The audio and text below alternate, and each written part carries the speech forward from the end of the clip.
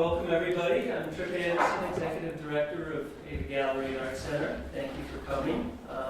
Right off the bat, we'll apologize that we're up here and not down in the gallery, but we had a scheduling conflict happen. And, Art Lab is having, which is our big special needs group that we have here every Wednesday, is having a fundraiser tonight. They changed their mind a few times, so we apologize about that. We apologize to Rachel. So Rachel's doing her talk up here, but if you want to go downstairs and see her work in the gallery, even though it's a private event down there, come see me after the show. Get one of our little AVA name tags and you'll be able to go in and see. Incognito. Incognito. They have asked, though, it's their event. We're just the host facility. That if you want to partake of their wine and the food and the snacks that they have down there, would you please buy a ticket? But with that said, and my apologies, welcome to AVA, and it's my job to introduce Mila Pinnigan, our exhibition coordinator, who will introduce Rachel. So, Mila.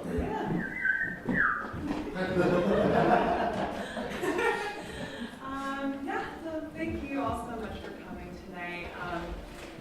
I am pleased to have another show working with Rachel Gross. Rachel has her MFA from the Tyler School of Art. She sits on the board of directors at Two Rivers Printmaking Studio. And a quick plug for Two Rivers Printmaking Studio, they have a silent auction coming up on November 2nd. And there'll be tons of goodies there. And Rachel's work will be there as well. Rachel and I worked on a show at the Age of Darkness Art Museum when I was there, and I just love the fun and playful work that she creates and seeing where she's gone from 2D to 3D, the neon, and my favorite part is looking at her work and trying to see where is a three-dimensional piece that has been printed somewhere, but then it also remains now as a sculptural piece. And so when you do get the chance to go downstairs and here as well, just keep your eye out for that fun detail because it's like a little treasure hunt. Thank you so much for having your show here at AVA Gallery and Art Center, Rachel. It's always a pleasure to work with you, and I look forward to hearing your talk. So that invite you, Rachel Gross. So I will what are we going to do? Like a? Yeah. I'll just tell Mila when we'll change to the next slide. Well, thank you, Mila and Tripp, sorry, for the introduction and for hosting me here. It's really great. I mean, I had a show here years ago, and so it was great then and really nice. It's such a beautiful space, and Mila is a pleasure to work with. So, can we turn the lights out? Yeah, here? I can do that. Okay. So, I chose a bunch of work. I'm not doing like my entire retrospective of my whole life, but it's sort of more or less chronological, starting a few years ago, except for this one. This is an older piece, and I just wanted to show this. It was done maybe like, I don't know, 12 years ago, something like that, maybe even longer. And it just, I just put it up there because it kind of like perfectly distills some of my concerns or my project going forward, which was sort of making the two-dimensional, three-dimensional, and also having different sort of levels and layers of space. So this is a hard ground print, and then on top of it I just printed, I had a piece of metal in that shape and I rolled it up with ink and printed it, and it just kind of captured that idea of here's this kind of pictorial space with the hard ground print within a border, and then a shape on top of it which sort of disrupts that border and also kind of disrupts that sense of the fantastical space, but then creating its own little space within. So after that, I got into the idea of kind of really wanting to get outside of the borders of a plate and have my plates just be the thing, sort of translate rather than having a pictorial space, have the plate, the shape of the wood be the print. And so here you can see over there just different shapes I cut out of Luan and then printed them in different combinations. So this was a show I did in Woodstock, and these are about like 32 by 40 inches. And each of the shapes is just a big piece of wood that I combined, and then I would add on or draw into or paint into the print. So here was one of them. So it's, again, like just two different pieces of Luan printed on top of each other, and then with drawing around it. And this was another. So this one was, the black part is charcoal. And so that was another thing, is there's, in the work, there's transparency with the wood grain, and then the opacity of whatever drawing material or painting material. And that was another way of getting a different sense of space. So with the transparency, you can kind of go into it, and then the opacity disrupts that. And there, the red is, I'm sorry, are these like, I can't tell if there's a little out of focus or it's just my eyes. Okay, it's my eye. Yeah, I'm in that weird, like, I'm farsighted, but like this is a weird distance. And the red is painted in there. So, and that's me rolling up, just to give you a little view of that. So this would be like one of the shapes, and then rolling it up, and I think I was doing a rainbow roll in this one. So I started combining the shapes, and also with the eye to use them in other prints. So they would become fodder for other images that I might do, like to adhere to wood or do something else with them. So I would just kind of roll up a lot of different blocks and print them. So like here. So you're not able to like exactly know what it's going to look like before you pull the print, right? No, I wouldn't. Here, you go to the next one. I mean, sometimes I would have a very clear idea of like, okay, this is going to be a discrete print and it's going to be like this. But then I would start to combine. So going back to the intaglio, and in that very first image I showed, which was a hard ground print, here's a dry point. And I was interested in the way that the different media, the different print media, gave a different sense of space, and see what would happen. I mean, there's something, even though this is an incredibly abstract form, like with the line, there's something about just like that line that starts to want to describe an imaginary space, which then gets disrupted by the wood block on top of it.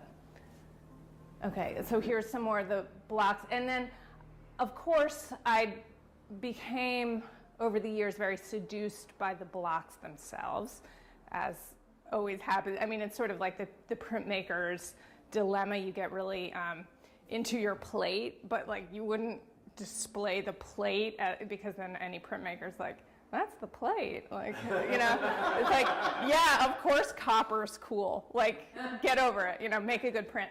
But these, as shaped pieces, like I started to then make shaped wooden paintings or constructions. So here's like one of a recent one that I did, and trying to play with a sort of illusion of three-dimensionality on a two-dimensional surface. And this one, what I started doing in recent years was have some kind of relief type of structure going on. So like these two shapes are a different, like on a different plane than the rest of it, so that you do start to have, as much as there's like this illusion of three-dimensionality, there's also actual different planes of space, even though they're shallow. So go to the next one. Okay, and so this was a piece that is a combination of the intaglio print. So this is all intaglio, all of the kind of gradations of gray there, with woodblock printed, these two blocks printed on top of it and then painted into it, and then cut out and adhered to wood that then I put into a shape. And so it was like trippy. It was sort of my like, you know, trying to like create this very convoluted space and trick your eye in a way, but also like appreciating the way those different textures create different spaces and different sort of areas that you can kind of move into. Okay. And so then I was taking, like I was talking about how I would start printing the blocks, and then with the idea of using them later, using those prints later for something else. And here's an example of that. So I had this print which I adhered to a panel, a wood panel, and then painted into it. And that's how it sort of created that strange layered space in there. Okay. And here's another one. So I wasn't, again, not exactly sure how it was going, you know, when I initially did the printing, how the final image would look. But you know, I would have like a kind of viewfinder that I would sort of move around the larger print to see where was the spot I wanted, and then paint it into it with, you know, these colors here, and there's a little bit of collage there too. And then so those like little moments of collage for me are really fun, because that's also this whole other printed space that we're like, which is always interesting to me, how we're so conditioned to seeing printed, you know, offset printed matter that we could almost like identify the era that it's, you know, even from a fragment, you can be like, oh, that's probably from the 60s. You know, there's just something about the quality of the color that's just interesting to me. Okay, so then I had an opportunity to do a sculpture at King Farm in Woodstock as part of Land Art Lab, and I chose this wall because I wasn't, you know, still hadn't worked much three-dimensionally in many, many years. And so I thought, okay, so I'll do a kind of relief piece on the barn wall. And this was it. This is a piece called Barn Star. And so I was still playing with that idea, you know, like the shape panels I was doing with this kind of an illusion of three-dimensional space. And then also interested in that, like, that negative space in between, starting to define another kind of space. And that's it in the snow. Isn't that cool? The snow view. Yeah, that was fun to have that one up for a while. Taking it down was a little tricky because I had screwed it in, like I'd covered the screw holes with plaster, so it's like digging. Yeah, anyway, I did it. It was fun. Okay. All right, so then I had, I was asked to do a three-dimensional sculpture at Fable Farm as part of an art show, and so I wanted to try to, so this is just like from my sketchbook, how could I make these like three-dimensional drawings like actual, like become three-dimensional, but still have that same, you know, I want illusion of three-dimensionality.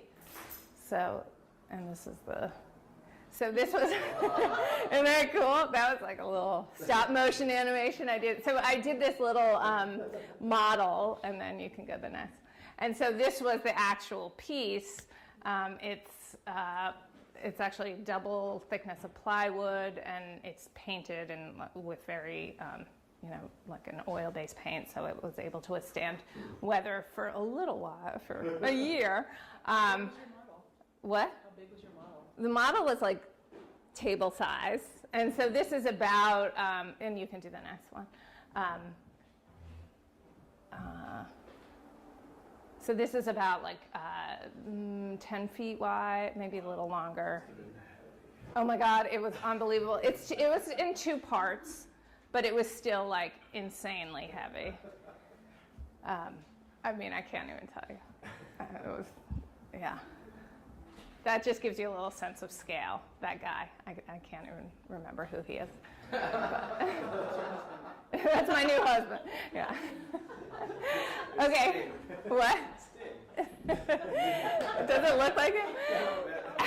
That was my new husband's thing.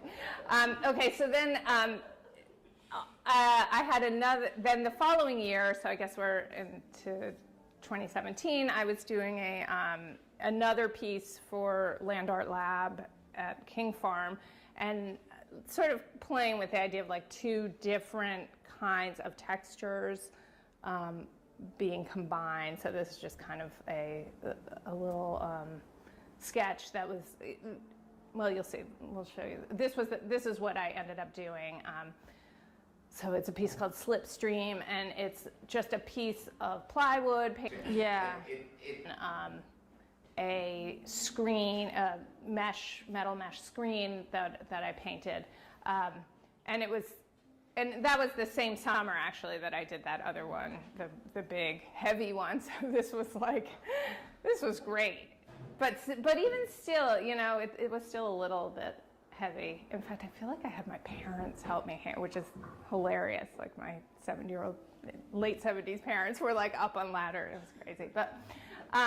So I mean that was a whole new, and that's another scale of our friend Elisa, who was wearing matching pants. So, right? Isn't that great? So just to give you a little sense of the scale of that. But of course, you know, those of you who do sculpture, like there's just suddenly this all these other considerations, right? It's like, you know, moving things and size and scale, and yeah. So then I had that fall, after that summer, I had the opportunity to go to Maine for this artist residency in Eastport, Maine, part of the Tides Institute. So it was called, this is actually two different, I know it kind of looks like the side of a building, but it was two, I was being tricky with my PowerPoint, so I think this is across the street, actually across the street from this. So you're disrupting the place. I am. This was part of the, yeah. So it was this incredible town, like right on the coast of Maine. And just, I mean, this was like walking distance from the studio. I mean, not super close, but like you could just walk half a mile. And just like incredible landscape. And then, you know, I had 3 weeks to just work in the studio. There was a press,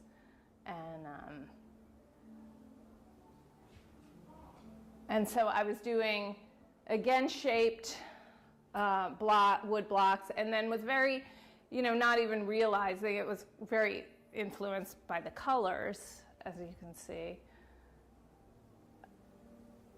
And tried to, you know, in some of these I was really like, I was arranging in a way that I wanted this to be the piece.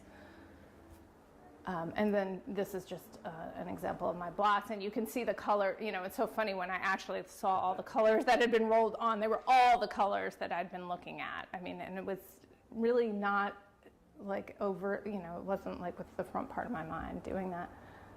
So this was in the studio, and you can see on the left that I had brought a bunch of old prints, and that had been printed in different media, because there's actually some silkscreen, like the red is silkscreen, and then there was intaglio, and then I was printing the blocks on top of those.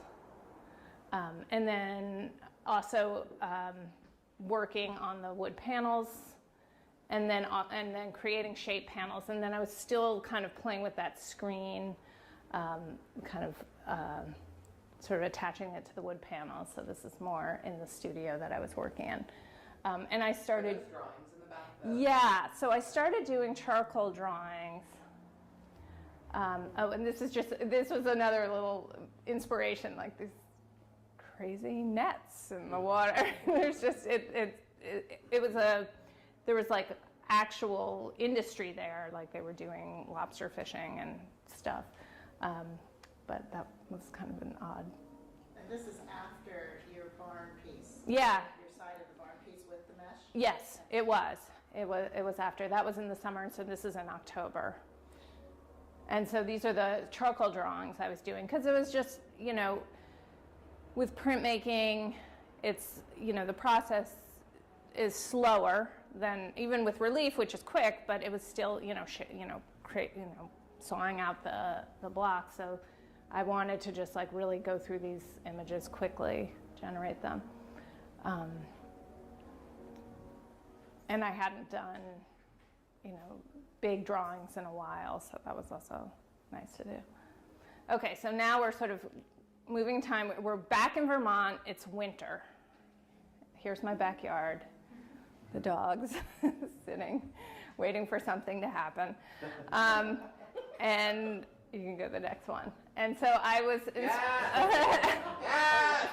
so I was inspired by the blank canvas outside my studio to start doing some work that was three-dimensional, because it's like on the ground, it's like on a slope, but then also like the principles of printmaking, stencils. So this was the first of that series that I did.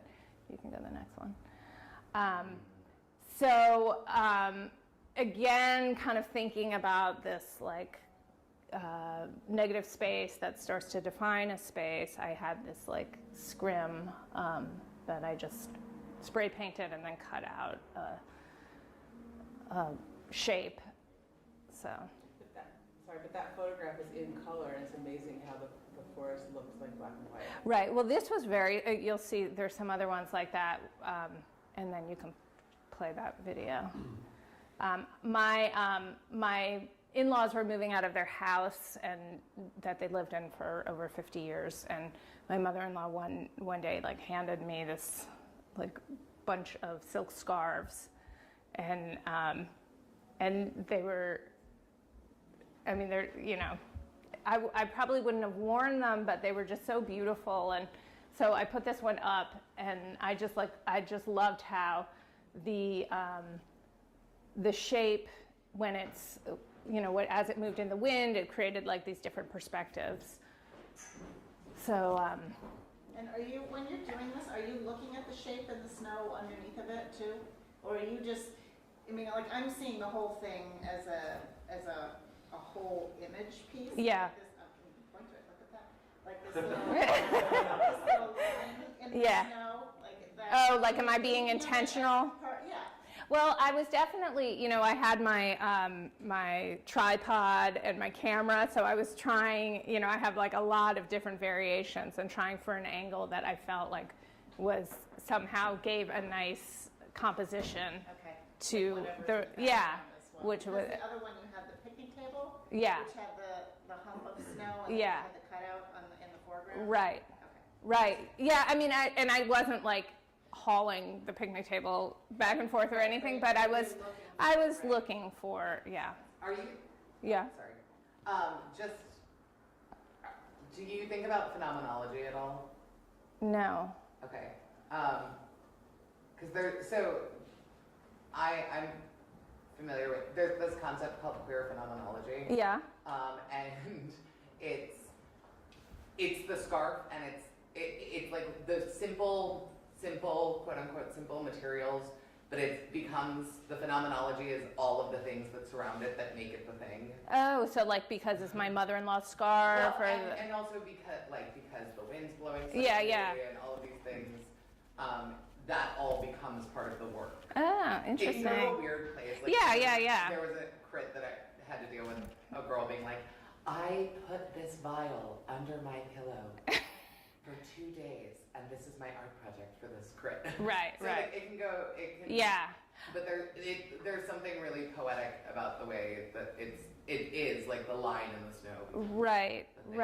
Well, I mean, I think like what I can control are those, the sort of way it will look physically, with the horizon and where it's placed. I can't really control the wind, but I could control like the day I was doing it, knowing that it was a windy day, and what I can't, what you don't know is like the backstory, but then I can tell it to you now. So. I love where those scrims, like, I keep thinking it's a double exposure. Like Yeah. my mind keeps inventing images in there, which aren't Yeah. there. Oh, interesting. Yeah. Just because, well, and I think that goes, Soiree kind of effect. Right. of the look itself. and People- that's like part of that whole texture thing, I think, like with the wood grain and Yeah. like here, you know, with Yeah. this, like, and that texture then superimposed on something else, you know, then against a photograph or something, you know, it starts to have these different places to move into. Okay. Oh my God. So here's another one. So then I was like, you know, interested in transparency and then creating shapes that then would be against. And again, like that whole thing you were talking about, like it looks black and white. I mean, I don't know. I didn't manipulate the colors that much I mean, I didn't, partially because like it was like a little movie and I didn't know how to do that stuff on the movie. I could do it on the photo, but there was something about that day. It was a bleak day, but like, so the red just like popped out and then, so this is a little movie too. It's great. You have to have a little bit of reality in the corners where you just have no idea what's going on. Right, right, like the big, well, you know, and also it occurs to me that scale, like you probably have no idea of the scale either. Those are like those giant waste blocks, those huge concrete waste blocks. They could be small, right, right. So, and that was another, you know, yeah, it's like this bleak day. My fingers were frozen. It's interesting because I like always connect printmaking with a certain level of like tight control. Yeah, And like it takes a certain type of person to hold Right. tackle the plate. And these have like such a playful. right. I am like one of those non-tight control printmakers. I mean, which is probably why I start like painting and drawing into my prints And because moving into the- and doing yeah. You can go to the next one. What So- did create those lines in the snow? What did create those lines in the There's like snow? that rectangle back there. I'm trying to remember. I can't. Or I must have had like some maybe PVC pipes or something that were just lying there. Like I don't remember. So here was another thing I was just playing with, like taking a big screen and having cutouts and then like layering those cutouts to kind of create this other shape. And that was another one where there was like, you know, where do you put the tripod and the, you know, and then there's in the background, there's like a weed sticking out and then it's like coming out from it. And also where the moire of the screen starts doing kind of funny. What's that? That patterning then resembles the wood grain. Yeah. Although, I mean, I have to say, like, there is something about that material. Like, I have very mixed feelings about that material. Which, to that point though, that's why I'm interested, like, do you think of these as, simple question, are these the work or are these documentation? I know. This is a Because good question. Yeah. This as work is far more interesting to me personally than the screen as work. You know what I mean? Oh, like the documentation. Yeah. I mean, I definitely think because it's ephemeral, it's not gonna. I mean, this snowy day is not gonna last. I'm not gonna keep this like random screen strung up between two sticks on my land. You know, so I guess in a sense, it is the work. I mean, what form? You know, I don't know that I still haven't gotten to that point of like, am I going to have a monitor up in a gallery and show, you know, that type of thing. Well, But because these as prints, like sort of print out, like do a. even Yeah. even in like digital media, Yeah. print of them. Yeah. Because then they're functioning in the same way they could print. Right. Yeah. Interesting. The flatness of the photo also really like Mm-hmm. or it helps it. Like I can't. I mean, you know what it looked like originally. So, Yeah. but the fact that I can pretend it's not screen and something else is really cool. Yeah, the edges of that screen, just that clear line delineating the edges is just so nice on this flat print.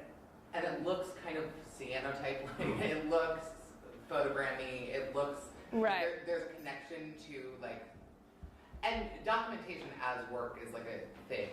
There's people that like Right.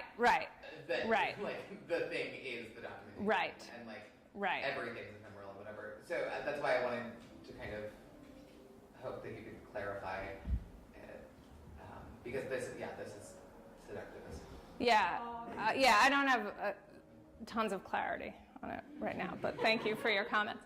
You can go to the next one. So, so in terms of the ephemeral nature of this, like I was then, okay, well, I'm playing with scale and color and then material, you know, I want to make this kind of like monumental thing, but use just like a piece of cardboard that's painted, that's like pretty small. So, and then, you know, it was like one of those days, probably in January, February, where it's like the snow, it's like a crust. I mean, it was like, I think I could even stand on top of it at that point. It was pretty amazing. So, and this is a little video. So, I wish we had the sound. Can you get the sound? This one actually has like, maybe not. There's like,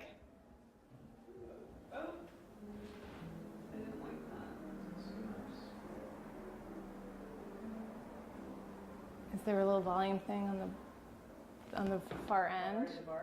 At the bar? And maybe we just can't. Well,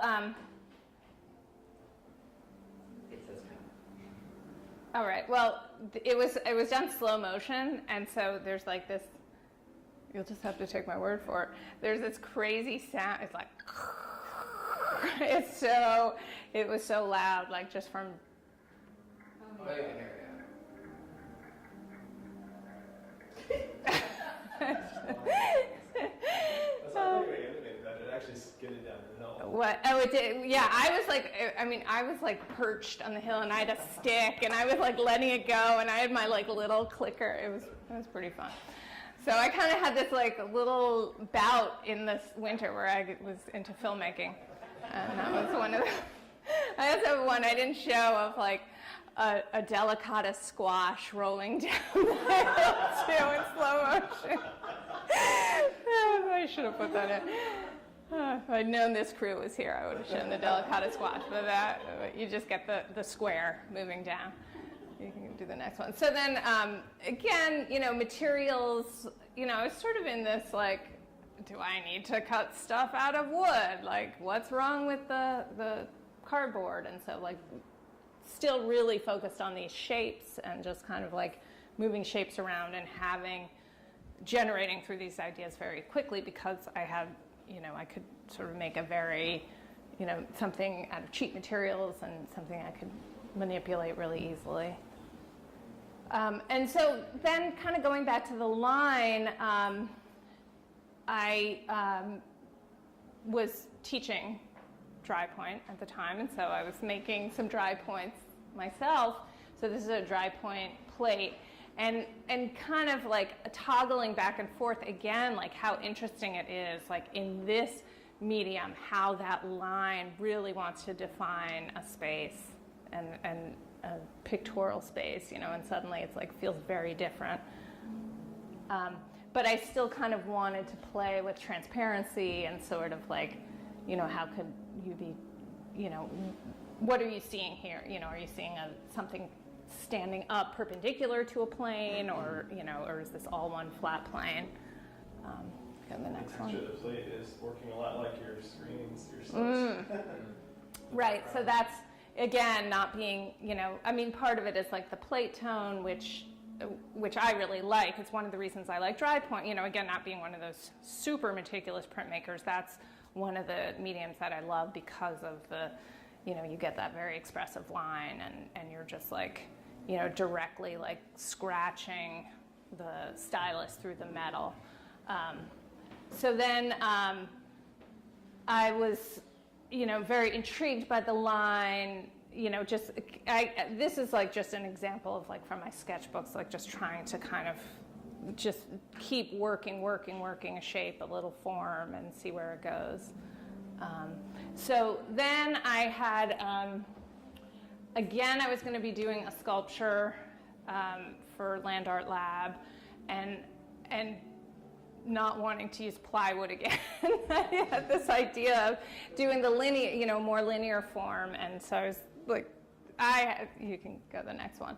I mean, these were like some interesting experiments with PVC pipes and, foam but I did like how it was sort of like trying to translate the drawing into a three-dimensional form. And just the way, these things like were interacting was really interesting to me. I mean, of course, it's like with PVC pipes, you can't get joints that are strange angles, sadly. So I was doing some weird stuff to get it to work.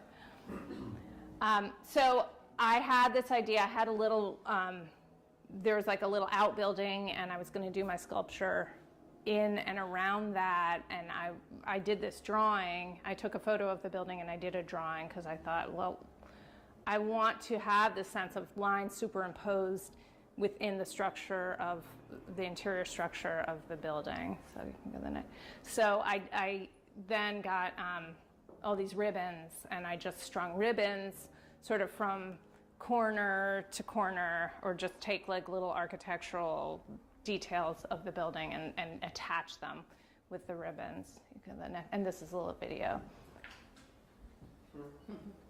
So it was, again, a windy day. So that was another, you can kind of hear this weird, I don't know if that was like crickets or there was something, there was like weird noises. So you can go to the next one. So then the outside of the building, so it's like just this really little kind of, I don't even know what it had been originally, but I started to kind of bring the ribbons outside, and you can go to the next one. And then there were two rooms, and then this was one of the rooms. And that piece that I had done with the yellow screen and the blue, was still on the wall of the barn nearby. So like, I kind of wanted some resonance between them. So I had this screen. It's actually, I was leveling up a little. It was like a brass screen. So it's like this really beautiful color that I didn't paint. And so then I had one room with like these pink ribbons, and then the other room had the blue ribbons in it. And it was like, like one of those Mission Impossible things with the like, the alarm, the laser alarm, and I was like crawling underneath. And do you know Fred Sandback's work? No. It's really fine thread. Yeah. He did a piece of the Whitney. It's easily found online. Oh, does he have a piece of the Dia beacon? Yeah. Yeah, okay, yeah, that's great. Yeah, okay, I totally know his work and love it. Yeah, so it's like kind of creating a space using just like the fine, but it's in a yes. So then going back now to those prints, and you can see some of this downstairs, I had these I was dealing with the shape and the color and the different texture of the printing, and then I wanted to kind of superimpose the lines on top of it and have it feel like the lines themselves were like a different structure almost. So I just, and these are all pretty recent, I just started painting these kind of networks of lines on top. You can go to the next one. So it's somehow, I wanted it to be like those lines occupied a different plane somehow.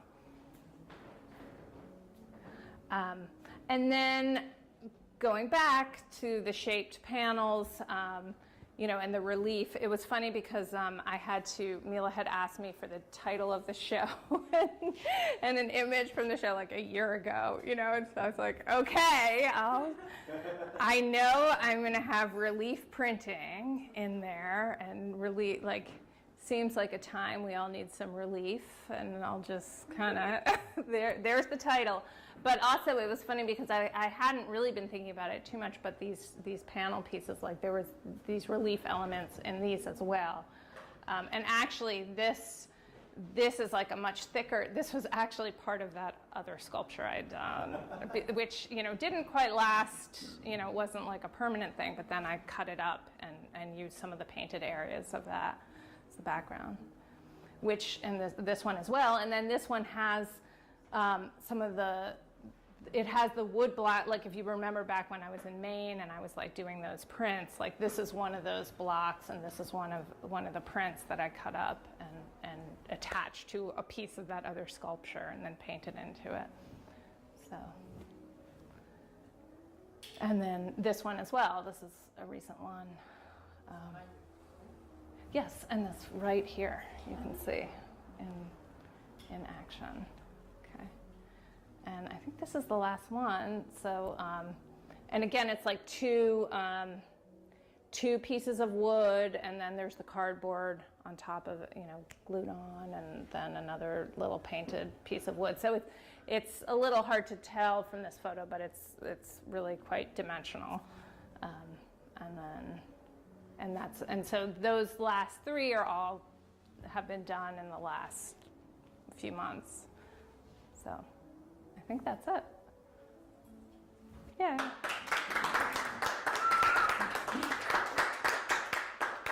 So that was really fun to be able to show those videos because I've never like showed them up on a screen. You know, they've always just been like either on Instagram or like on, you know, on my computer or on my phone. So thank you guys for looking at those, especially with filmmakers in the audience. So anybody have any questions? So the cardboard piece with the red Yeah. side on the snow, were you trying to get a blurring of the color of the shadow? No. Because it was so cool. translational from I know. the prints that you've done. Where Yeah. it changes from one color to the next. Yeah, It was, yeah. like, intense. Yeah, I know. I mean, there was something, the light that day was like unbelievable. It was just incredible. I mean, and because it was so much reflecting off the snow, it was like all I wanted to do was just like spray paint everything orange and like take it all outside and just like have it, you know. So I was like running. I remember I had like my rubber boots on and like was kind of trying not to fall through the snow and kind of run on top of it. And also like wanting, you know, it's hard because you want like this perfect pristine layer of snow without your footprints. And so it's like, it was fun. So. How important is the scale to you? Like the scale of them being this size. Oh, rather than like. I had only seen your work, I think, in documentation. Or Oh, so you didn't realize it was small. So then when I got here, I was like, Oh, it's small. It's so intimate. Yeah. Well, you know, it sort of goes back and forth. You know, sometimes I'll want. The giant sculpture. Yeah, I mean, sometimes I want to do it big, but then it's like it's unwieldy and large, and I want something that I can just like be more, you know, just in your face size, you know. So, but I think scale is important. Like, it's important to me to feel like there is, even in the small things, that there's this kind of some almost sense of monumental stuff within the little square. I don't know if that really answers the question. I was really pleased about how it's the size, because I figured I'd be standing way back from these things. Mm-hmm. Yeah. Because I'd only seen them on Instagram too. So it was really cool to just be able to walk right up there. Right. Kind of have my own Right. experience with it. Right. That was cool. Totally faked me out on scale. Yeah. Yeah. Right. Well, that is. In a good way. Like, Yeah, I mean, I could. Like he's saying, like when I went downstairs and looked Yeah. before the show, like to be able to like have this intimate exchange and then move on to the next intimate exchange. Yeah. Like, it whispers in ways that while it's saying these monumental things, there's like a whisper pull you in. Right. Thing to the scale. Right. Yeah, I go back and forth. You know, I'll sort of have times where I want to work bigger. I mean, like, What? They're totally believable, and I think they would work fine. Yeah. Yeah. How are you feeling about wood and cardboard? I mean, I sort of feel like, why not? Like, I'm, you know, in terms of like how long it'll last, that kind of thing. Sort of like, they felt like totally different materials to me, and it was interesting seeing them together. And like, yeah. I was just shocked by how the cardboard had no substance to it. It just, even in the photo, I felt like it had no substance, whereas the wood feels like it's. Whereas printing with cardboard gets you like really sexy images. Like, have you played around at all with? Oh, like inking up cardboard and Yeah. printing it. No, I mean, I don't really do much. of And that. I've just seen, you well, know. and I know printmakers that have like carved. Oh yeah. With a thicker cardboard. Oh yeah, yeah, It's yeah. Really, it gets Yeah. really interesting. Yeah, I'm not in love with using that. I mean, I've printed it before, and it's just I prefer like inking up a metal plate or or rolling onto wood. But yeah, but in terms of like using the cardboard in a piece, like on top of the wood, like gluing it to the wood. Is that what you meant? Or I just put it, like you're experimenting with it. Oh yeah. You really can't get a straight line on it. Yeah. It's yeah. It feels so precise. Yeah. I can't stand it. Yeah. Right. I'm just curious. I mean, I think some people maybe could get a really good straight line with their cardboard. I also wondered about foam core, like Yeah. the being able, because you can hinge that with like any kind of Yeah. reflective tape, anything. Yeah. And you would be able to get the same. Yeah. Well, like when I did that little like model, my little animated model, that was like my foam core, and that was, yeah. How deliberate are you when you go from, like you showed your sketchbooks where you draw out shapes, but Mhm. I mean, there must be some pretty deliberate decision making when you cut your little puzzle pieces out of wood versus, you play around a lot more with cardboard in terms of just keep making and making and making. Right. Stuff is a lot quicker. Right. Sketch. Actually. Right.